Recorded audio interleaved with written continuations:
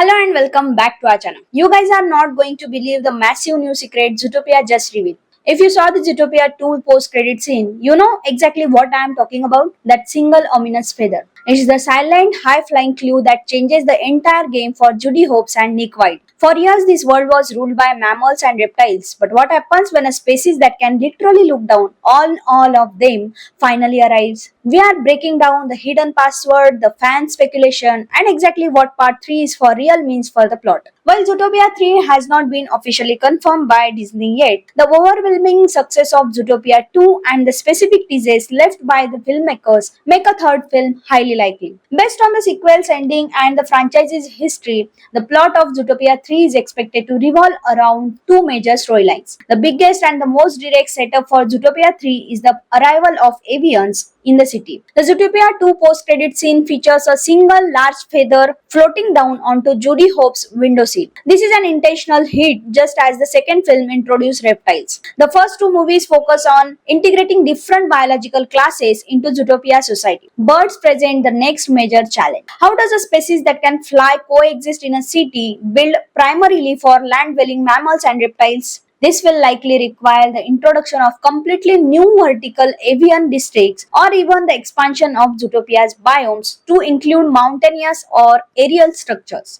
Judy and Nick will face new logistical problems such as aerial crime, new forms of trafficking, or the challenge of chasing suspects who can fly. The sequel also left a major loose end that provides plenty of immediate plot material for Judy and Nick. During the climax of Zootopia 2, Nick accidentally causes a mass prison break, releasing hundreds of dangerous inmates back into the city. The film ends with Judy and Nick successfully recapturing the original villain, Don Bellwether, but suggesting they have hundreds of other escaped criminals to track down.